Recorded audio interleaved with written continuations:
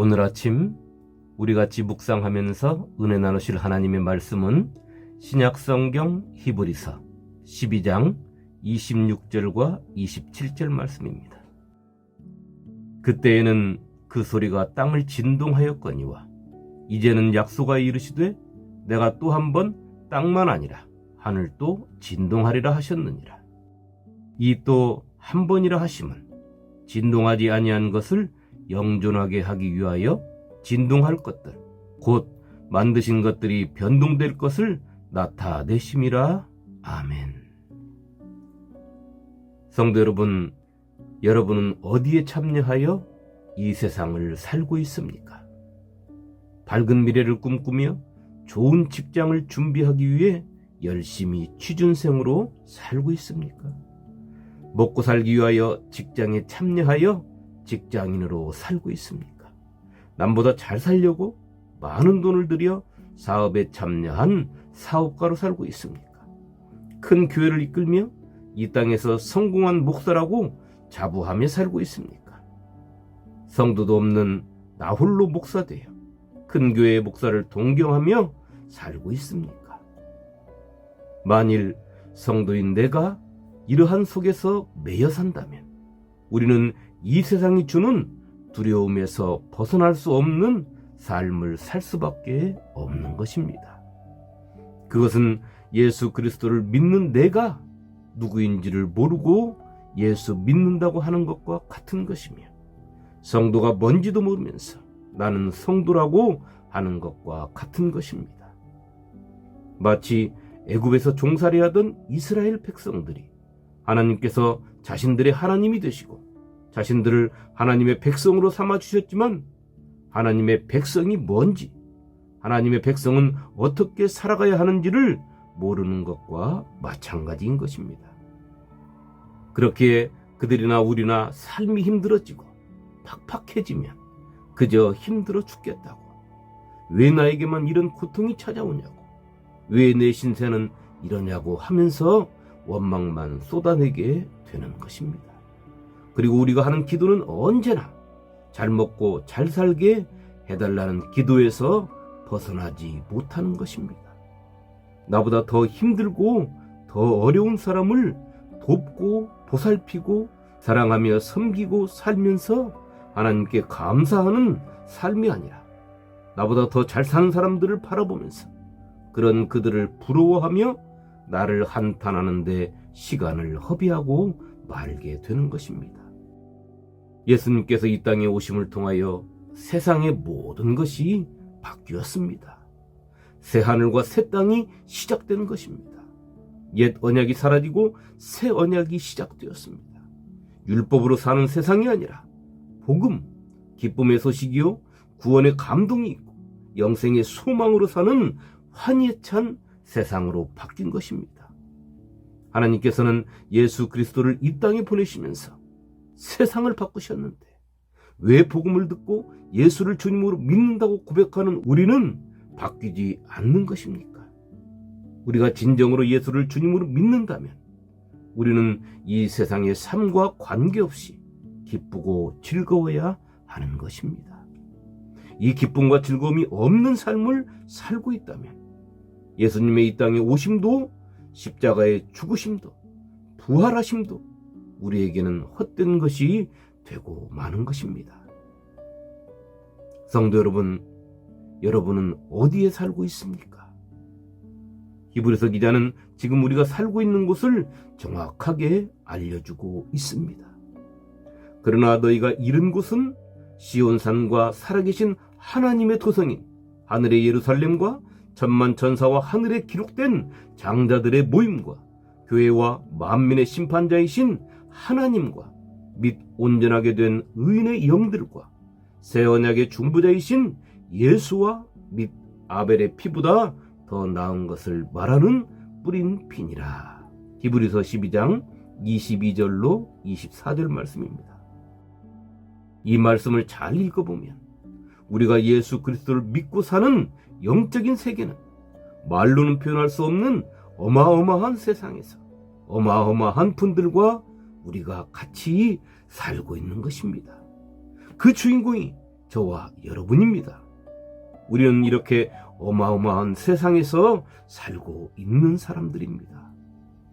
그런 우리가 이 세상에서 좋은 직장 잡는 것만을 목표로 취준생으로 살고, 먹고 살기 위하여 직장인밖에는 안 되는 사람으로 살고, 남보다 더 잘 살기 위하여 사업하는 사람밖에는 안 되는 사람으로 살며, 이 세상에서 성공했다고 자부하며 큰 교회 목사로 사는 사람밖에는 안 되는 목사로 살고, 잘된 목사를 부러워만 하며 주저앉아 있는 목사밖에는 안 되는 사람으로 산다면, 이 어마어마한 세상은 텅 비어 있는 곳이 되지 않겠습니까? 우리는 옛 세상을 사는 자가 아니라 예수 안에서 새로운 세상을 살아가는 사람들입니다. 하나님께서는 이미 준비하셨습니다. 우리가 그 세상의 주인공이 되어 살아가기만 하면 되는 것입니다. 하나님의 백성들, 예수 그리스도의 거룩한 보혈로 구속함을 받은 자들이 만민의 심판자이신 하나님께서 계시는 예루살렘에서 우리의 중보자가 되시는 예수 그리스도와 함께 매일 천만 천사들이 불러대는 기쁨의 찬송 소리가 퍼지는 집회가 있는 곳에서 우리의 이름이 기록된 것을 보며 의인들과 함께하는 삶을 살아야 하는 것입니다. 성도는 이 삶을 살아야 하며, 이 영적인 삶을 이 세상에서 내가 취준생이 되어, 직장인이 되어, 사업가가 되어, 목사가 되어, 또한 각양 주신 사명의 자리에서 세상 사람들에게 보여주고 나눠주는 삶을 살아야 하는 것입니다. 이런 삶을 사는 사람이 세상의 것을 조금 덜 먹는다고, 덜 가졌다고, 남보다 조금 못하다고, 아니 많이 못하고 많이 못 가졌다 한들, 그것이 이 기쁨을, 이 즐거움을 빼앗아갈 수는 없는 것입니다. 성도 여러분, 히브리서 기자는 오늘 성도인 우리에게 참으로 중요한 말씀을 전하고 있습니다.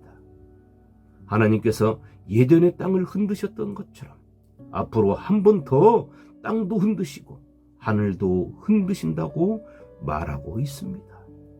그런데 이렇게 흔드시는 이유가, 하나님께서 흔드실 때 견고하게 서는 것과 흔들려서 변하는 것을 가려내려고 하신다는 것입니다. 하나님께서는 알고 계십니다. 우리가 진정으로 예수를 주로 믿는 믿음이 확실하다면 하나님께서 아무리 세게 흔들어도 그런 사람은 흔들리지 않고 견고하게 설 것을 말입니다.